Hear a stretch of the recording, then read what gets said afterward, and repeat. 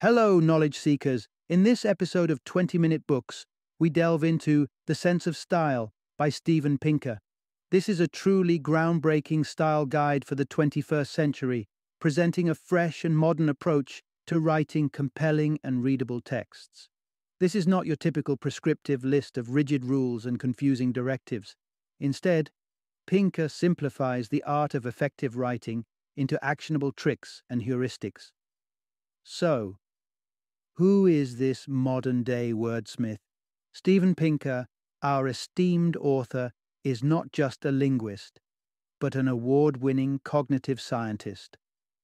Chairing the usage panel of the American Heritage Dictionary and serving as a professor at Harvard University's Department of Psychology, Pinker truly embodies a blend of academia and creativity.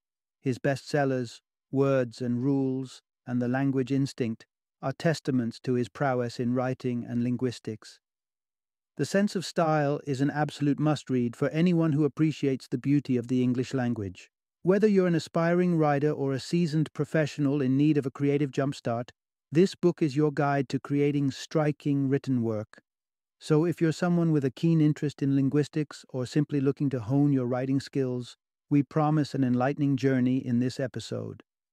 Tune in as we break down the essence of The Sense of Style.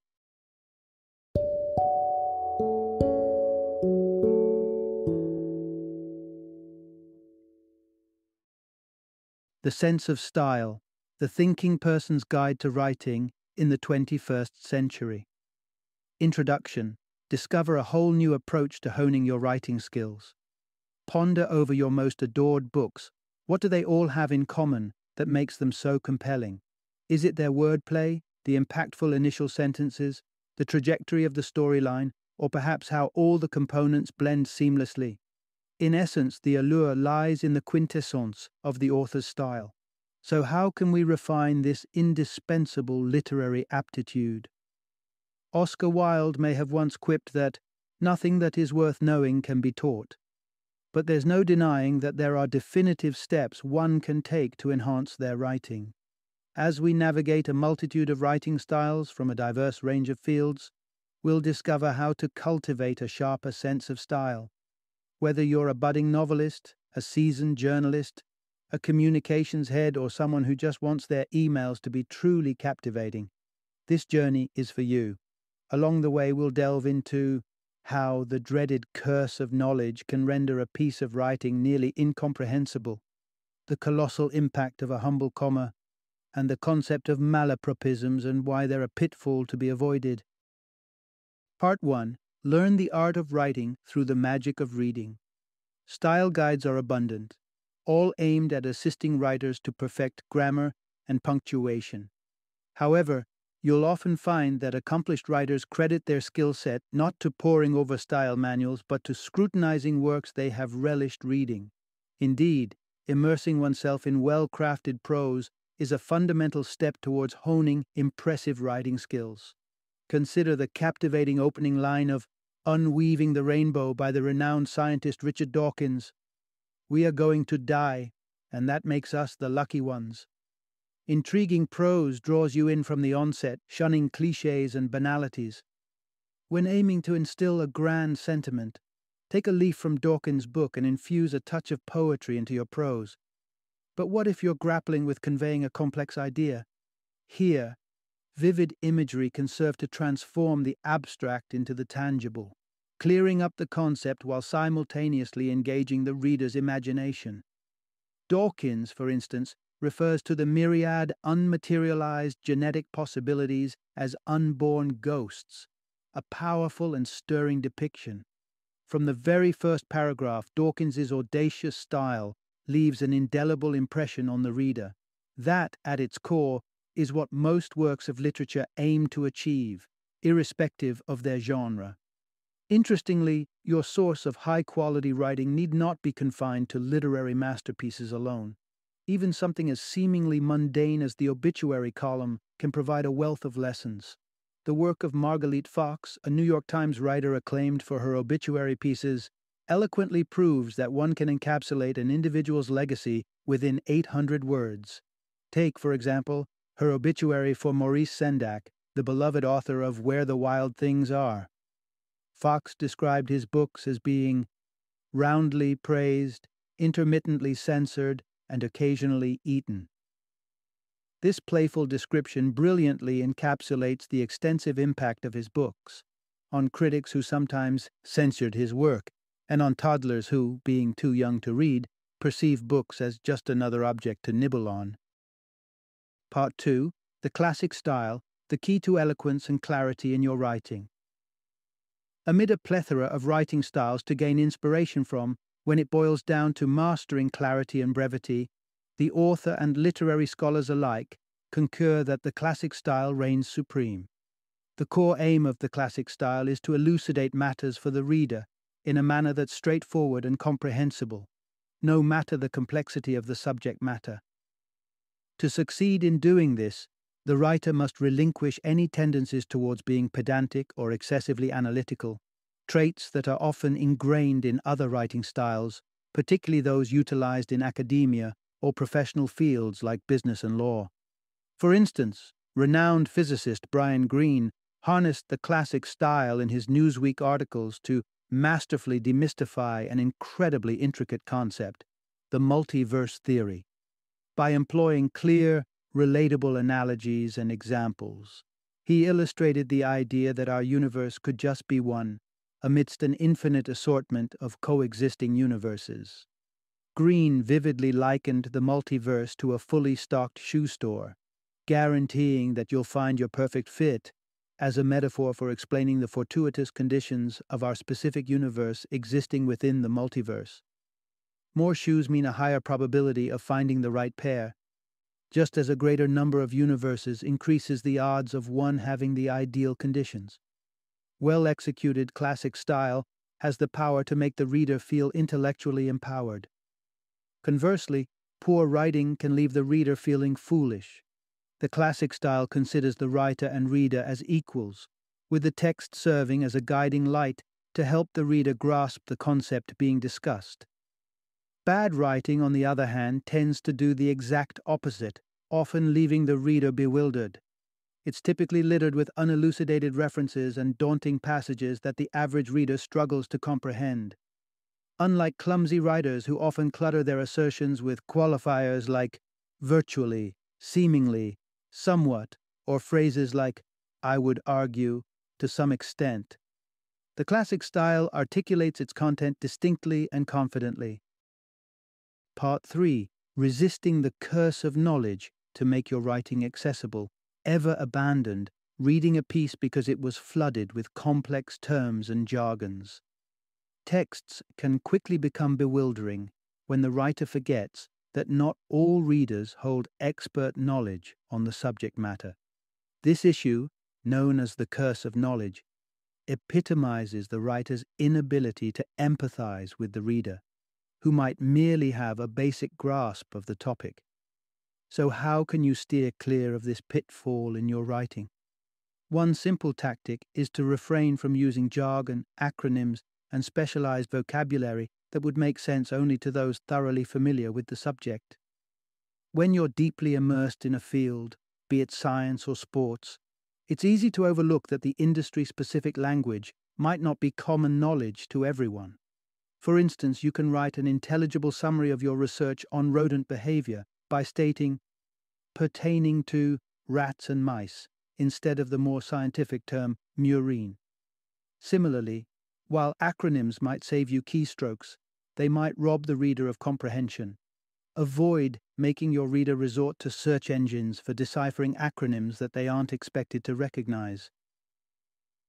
And in cases when you must use technical terms, take a moment to define them when you introduce them, making the reading process smoother for your audience. Moreover, many writers succumb to the urge to display their expertise, filling their writings with highbrow vocabulary and convoluted definitions in an effort to demonstrate their erudition.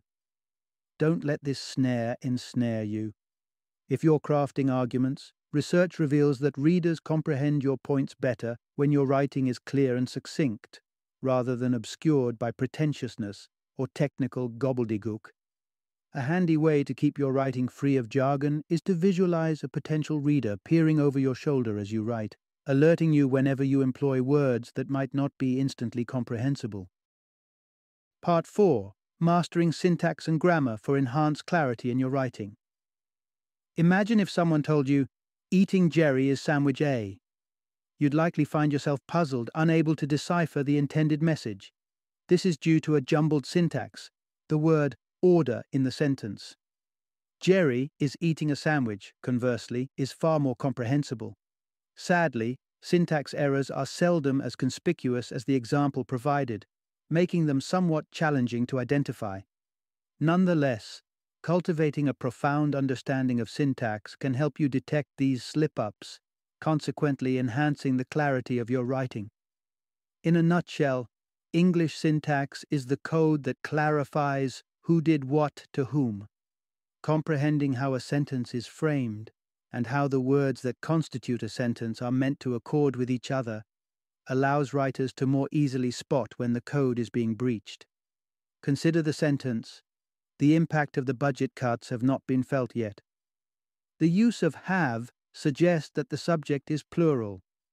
However, the impact is evidently singular, implying that have ought to be replaced with has. An appropriate understanding of syntax can also assist you in evading perplexing or overly complex sentences.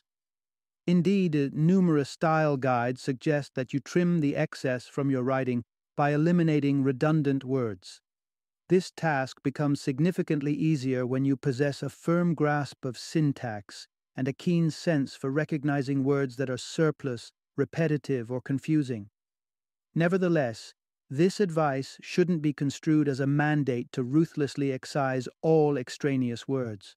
It's perfectly fine to compose lengthy sentences, as long as your syntax is robust. At times, a sentence may be baffling merely due to poor punctuation. For instance, if you understand syntax, you'd refrain from writing a headline like this: "Joe Schmo finds inspiration in cooking his family and his dog."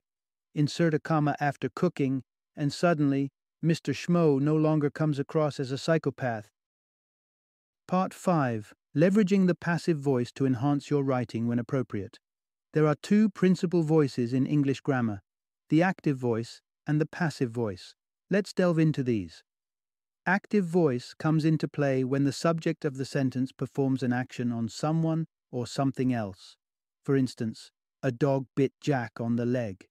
Here, the subject, the dog, is acting on the object, Jack, thus demonstrating the active voice. Conversely, the passive voice is employed when the subject of the sentence is on the receiving end of the action. As an example, consider, "Jack was bitten on the leg by a dog." In this scenario, the subject, Jack, is passive, whereas the object, the dog, is active. As is evident, the passive voice can make a sentence more verbose. It's frequently used in academic and bureaucratic writing, which can often appear drab and challenging to read. Hence, editors and style guides have traditionally been averse to the passive voice. In his 1946 essay, Politics and the English Language, renowned writer George Orwell advised that the active voice should be favored over the passive voice. Over the years, editors have concurred, often reflexively amending sentences composed in the passive voice. However, the passive voice isn't devoid of its advantages, and a skilled writer or editor should recognize when to utilize it. For instance, there are situations where the active voice may fail to convey information efficiently. Consider this cumbersome sentence framed in the active voice. "Another man," he says, "whom someone had told to get rid of the puppy, gave the dog to him." This can be transformed into a smoother sentence using the passive voice. "The puppy," he says, "was given to him by another man who had been told to get rid of the dog." Remember, your aim is to keep your writing lucid and succinct, so any tool that assists you in achieving that is worth considering. The passive voice occasionally allows you to direct your reader's attention in ways the active voice cannot. For example, it's usually a good idea to commence sentences and paragraphs by concentrating on the main subject. Suppose you're attempting to do this in an essay about red-tailed hawks. Using the active voice could result in, birdwatchers observed the red-tailed hawk eating. On the other hand, employing the passive voice allows you to place your subject at the forefront. The red-tailed hawk was observed eating. After all, your essay isn't about birdwatchers. Part 6. Creating cohesive and comprehensive text by establishing a clear theme and linking arguments effectively. Crafting impactful sentences by thoughtfully arranging words is only one side of the coin. The other entails connecting these sentences to form a cohesive, understandable body of text. A collection of well-composed sentences could still culminate in a disjointed pile of words. To pen a comprehensible text, you first require a lucid central theme, complemented by an outline that charts the progression of your thoughts. Your outline doesn't necessarily have to adhere to traditional conventions involving letters, numbers, and Roman numerals. All you need is a strategy that builds arcs of coherence, clear connections from one sentence or section to the next. You nurture coherence by fashioning transitions between sentences or paragraphs, clearly demonstrating their interconnectedness. This is referred to as coherence relation. One approach to clarifying how your sentences or paragraphs are interrelated is by leveraging suitable connecting words. Whether you desire to depict a similarity, using words like similarly or likewise, a contrast, in contrast, on the other hand, an elaboration, moreover, in other words, or an explanation because, as, the apt connector can make all the difference. A coherent text is cleverly structured, employing these connectors to establish an arc of coherence that keeps tabs on ideas and viewpoints.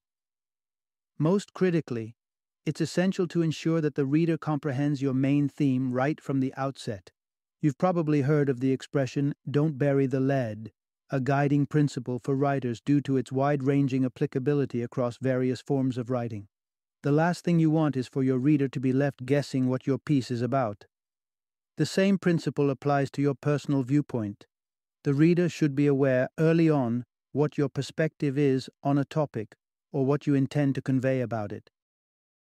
Part 7. Grammar. Traditionalists don't always get it right. Imagine this. You're grocery shopping and you've only picked out 9 items. You maneuver your cart towards the lane that reads 10 items or less. While you're patiently waiting your turn, someone walks up to you and reproachfully remarks, "Oh, how illiterate. Shouldn't that sign read 10 items or fewer? Less is improper." Still, no one appears to pay any attention. Everyone grasps the sign's meaning, yet grammar sticklers remain relentless in their argument that the term less shouldn't be used for quantities that can be counted. In certain circumstances, this holds true. Saying less bills does sound peculiar. Fewer bills has a much better ring to it. Conversely, phrases like one less car, less than 21 years of age, and one less thing to worry about all sound perfectly natural. In these and countless other instances, English speakers have comfortably adopted the use of less where, according to the rules, fewer would be more appropriate. A similar situation exists for the singular they.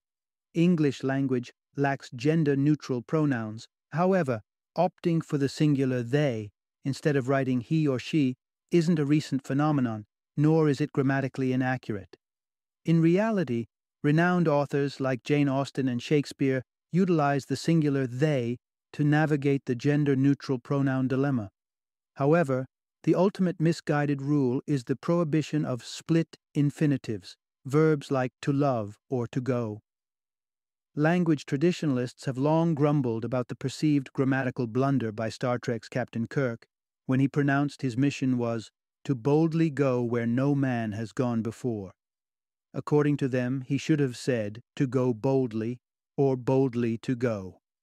Such misconceived rules are usually the result of wrongly applying Latin grammar rules to English. For instance, in Latin, to love is a single word, amare. Indeed, all Latin infinitives are single words, which makes them impossible to split. But English operates differently. and current grammar guides like the American Heritage Dictionary now declare that the rule barring split infinitives is outdated. Part 8. The peril of misused words in undermining the credibility of your writing. Many scribes find themselves pausing over the dilemma of whether to use who or whom, a linguistic fork in the road that stumps even the most seasoned wordsmiths. However, the line separating who and whom becomes less blurry when you employ a simple trick. Let's consider the example sentence, "She tricked him." This sentence can be metamorphosed into two separate queries, who tricked him, omitting she, and whom did she trick, replacing him. In your quest to determine whether to use who or whom, you must discern if the unknown person is the actor, who tricked him, or the object being acted upon, whom did she trick. When whom is judiciously and accurately used, it doesn't disrupt the flow of the narrative. However, even revered writers like William Shakespeare and language aficionado William Safire preferred deploying who universally to maintain a straightforward and conversational tone in their prose. More conspicuous missteps occur when people opt for words that only sound similar instead of selecting the correct one. This type of error is known as a malaprop, and it's advisable to steer clear of them to dodge potential humiliation. For instance, if a topic doesn't pique your interest, don't claim that you're disinterested, implying neutrality. Rather, express that you're uninterested. Similarly, if you're feeling unmoved or indifferent, using nonplussed, which signifies surprise or confusion, in your writing could puzzle your readers. Moreover, it's beneficial to comprehend the distinction between commonly misused words like phenomenon, a single occurrence, and phenomena, multiple occurrences, tortuous, twisted or winding, and torturous, causing pain, proscribe, to prohibit, and prescribe, to advise, and reticent, shy or reserved and reluctant, hesitant or unwilling. When in doubt, don't hesitate to reach out to a dictionary. The brief time it takes to confirm the proper usage far outweighs the potential embarrassment of a malaprop mishap. Final summary. The principal takeaway from this book: the journey to becoming an adept writer may span a lifetime, but there are achievable steps you can embrace today to render your prose more persuasive, clear, and graceful. By cultivating a discerning eye in your writing, you can abandon detrimental writing practices and transform your writing into a delightful reading experience.